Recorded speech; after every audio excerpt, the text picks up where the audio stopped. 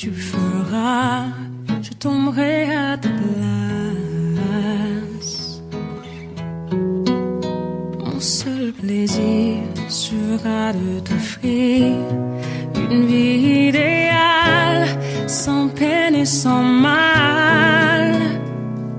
Et j'ai découvert qui je suis. Tout a changé le jour où je t'ai donné la vie. Et si jamais le monde t'est trop cruel, je serai là, toujours pour toi. On va pas terminer, on va continuer, parce qu'après il y a une interprète qui va nous faire trois chansons.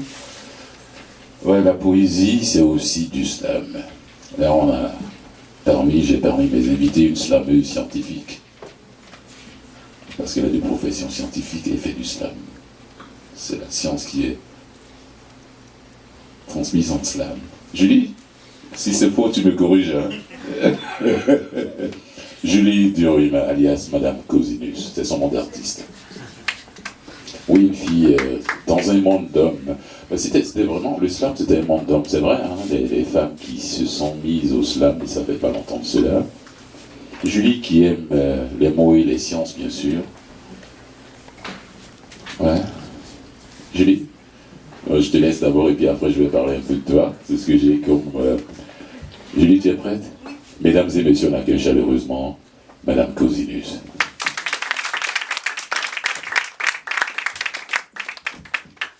Merci beaucoup Fulgence de m'inviter et puis de me donner la chance de passer après quelqu'un comme Joséphine Bacon, c'est toujours un petit peu impressionnant. Mais bon, on va faire avec ça. Alors, en fait, ça tombe vraiment bien que cette soirée ait lieu actuellement parce que j'ai fini cette semaine un texte qui traînait depuis 1 an dans ma boîte à texte, qui n'était pas un texte scientifique du tout. Il y a peut-être des morceaux là, mais en tout cas, il n'y en a pas beaucoup.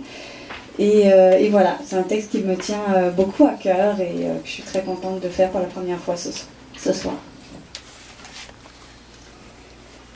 C'est petit. C'est tout petit. Ça fait pas de bruit.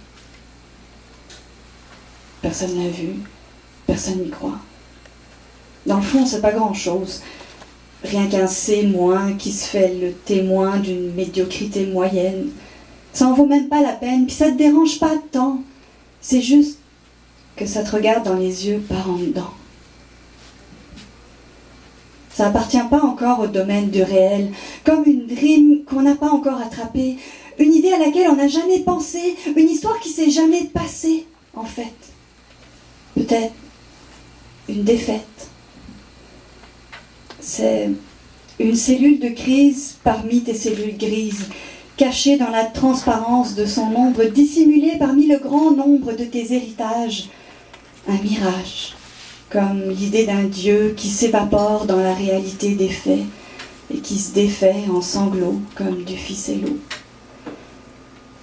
Ça se fond dans le décor, ça se confond dans le d'accord. On s'entend que ça vaut pas plus qu'une plante verte, mais ça te fait baisser les yeux devant les portes ouvertes. Et ça handicape en crise comme un micro-pénis.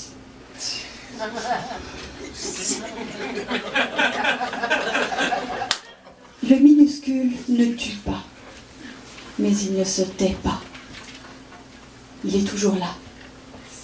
Dans sa petitesse insolente, une brique à combustion lente qui mange moins qu'un chat de Schrödinger, mais ça te bouffe de l'intérieur, ça te reste pogné entre les dents, puis ça te pourrit la laine. C'est presque pas là, mais ça te gêne par son absence de sens figuré. Tu l'entends respirer. Petit pas par petit pas, le minuscule ne te tue pas. On ne peut pas s'accrocher à un grain de sable, à un échantillon trop inexistant pour être quelqu'un, à un embryon qui loge dans l'utérus de Madame Cosinus. C'est tellement petit que ce n'est même pas assez significatif pour être positif. Mais ça ne saurait être négligeable. Le minuscule ne tue pas, mais il ne se tait pas, car il a toujours l'ambition de devenir quelque chose. C'est petit, mais c'est grand par les questions que ça pose.